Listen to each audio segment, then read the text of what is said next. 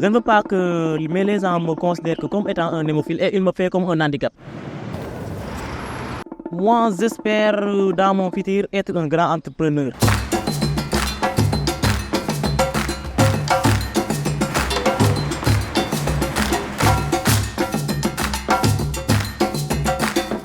Mon père a un troupeau avec ses frères. C'est un grand troupeau là. Ce sont des vaches ordinaires. Moi, je me suis dit qu'avec ces vaches ordinaires là, on peut mieux s'améliorer. Je lui ai dit que papa, est-ce qu'on ne va pas se lancer dans une autre business beaucoup plus facile et beaucoup plus stable aussi? Je veux qu'il soit un grand entrepreneur. Puisque par rapport à la filière là, qu'il est en train de suivre à l'université, à la COSEC, c'est un étudiant en sciences économiques et de gestion. Cette filière, on pourra l'aider à devenir un grand entrepreneur. Parce que j'ai la moyenne, je me suis admis d'office au baccalauréat et ils m'ont dit que tu peux aller à la faculté des sciences et techniques. Mais moi, j'ai préféré aller à la faculté des sciences économiques et gestion puisque c'est là-bas où on apprend l'entrepreneuriat et la création des entreprises. Donc bon, je me suis dit que je ne vais pas me baser à 100% des études. Je vais essayer d'accompagner les études avec des petits business là qui vont me permettre au moins en une journée de payer des formations pour faire autre chose dans les études. Surtout au Sénégal, le taux d'employabilité est très faible. Surtout la jeunesse. J'entends souvent mes camarades dire que je suis à l'université, j'ai tous mes diplômes et je ne parviens pas à travailler dans les bureaux au Sénégal ici.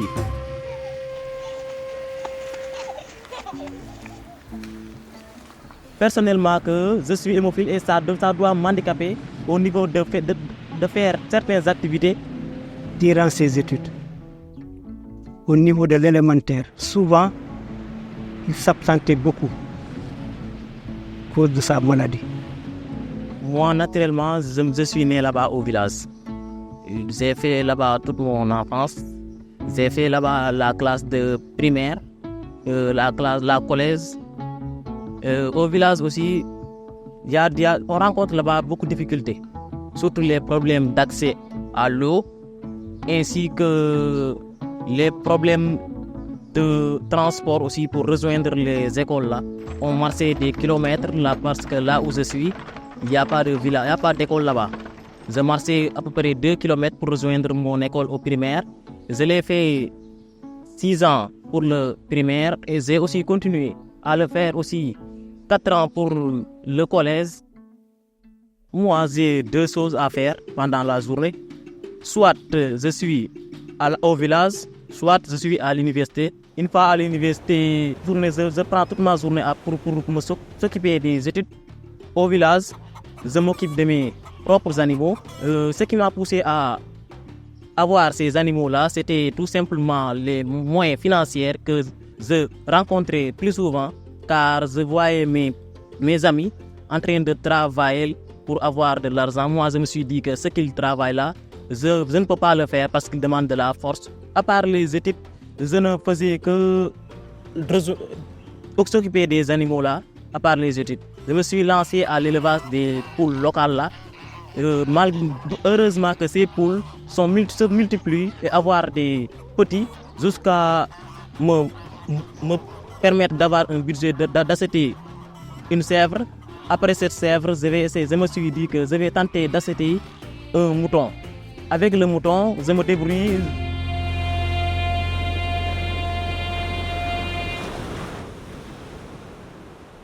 Dès que la maladie apparut, on ne savait pas exactement de quoi il s'agissait. Je me suis diagnostiqué à l'âge de 6 ans, en classe de 3e. Parce que les années passées, mon père, ma mère, ils faisaient tout, ils m'amenaient dans n'importe quel hôpital où ils savaient. Même mon père, il me disait qu'Abdoulaye, toi ta santé, c'est ta santé qui m'intéresse. Je lui disais que père, ça c'est trop très dur pour toi. Parce que imagine-toi, chaque 2 jours ou 3 jours, on rejoint les hôpitaux, on nous fait des factures pour les médicaments à acheter et on ne sait pas quoi traiter. C'était tellement difficile, surtout au niveau du genou et au niveau du coude.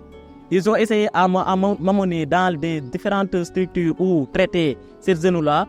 Mais à chaque fois, ces gens-là aussi, ils ne connaissent pas. Après, le médecin a envoyé les analyses en France. C'est à ce moment-là qu'on a identifié sa maladie. Il a dit qu'avant d'investir sur des bâtiments ou bien quoi que ce soit, je préfère investir sur ta santé. Puisque ta santé m'intéresse beaucoup plus que de ces autres investissements-là que je peux faire. Parce qu'on ne peut pas comparer une personne avec des investissements. C'est la raison pour laquelle je le remercie infiniment. Puisque si ce n'était pas avec lui, ça serait passé d'une autre chose. Peut-être qu'à ce moment-là, je ne serais plus là.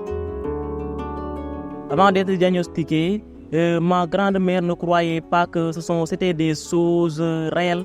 Il me disait qu'à chaque fois, ce sont des choses monstrueuses. Et c'est surtout avec des mystiques. La maladie d'Abdoulaye était une maladie héréditaire. Auparavant, on croyait que c'était des choses mystiques. Mais avec le diagnostic à l'hôpital, on parvient à comprendre que c'était une maladie.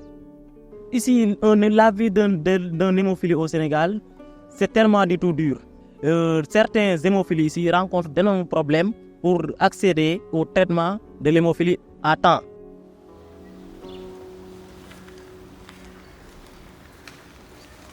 L'un de mes plus grands obstacles, c'est au niveau des études. Je rencontre beaucoup de difficultés envers les études.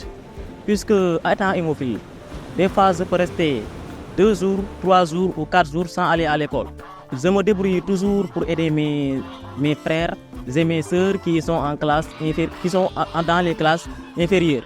Par exemple, mes sœurs qui sont au primaire, au collège et mes sœurs aussi qui sont au lycée. Je me débrouille toujours pour leur encadrer, leur faciliter la tâche, puisque moi j'ai rencontré d'énormes difficultés concernant l'encadrement aussi et l'enseignement supérieur aussi. J'ai rencontré beaucoup de difficultés. Je me suis dit que au village, je vais essayer de créer une association d'élèves et étudiants ressortissants de mon village. Je me suis dit qu'on va se regrouper pour faire une association, faire des cotisations pour faciliter l'éducation, pour éviter certains problèmes financiers. Ce que Abdoulaye fait au niveau du village, moi particulièrement, je l'apprécie bien. Puisqu'il est en train vraiment d'épauler ses cadets. Je l'ai même installé l'association pour mieux s'entraider entre nous, puisque au village, personne ne peut pas aller sans essayer de se persévérer pour réaliser mes objectifs. Je ne veux pas que les gens me considèrent comme étant un hémophile et ils me font comme un handicap. Je ne le considère pas d'ailleurs comme un handicap, puisque je dois vivre comme les personnes qui n'ont pas de l'hémophilie, mais je vais essayer de telle sorte à s'adapter et d'essayer de réaliser mes objectifs dans ma vie. Et j'espère aussi travailler dans cette association sénégalaise des hémophiles, parce que ces gens qui sont là aujourd'hui en train de faire le magnifique travail dans l'association sénégalaise des hémophiles afin d'aider leurs sœurs et frères, leurs frères et sœurs hémophiles, moi j'aimerais poursuivre cette route-là pour puisque aussi aider mes sœurs, frères et sœurs qui sont hémophiles et leur aider à accéder au traitement et ainsi de suite. C'est l'une de mes principaux rêves que j'ai.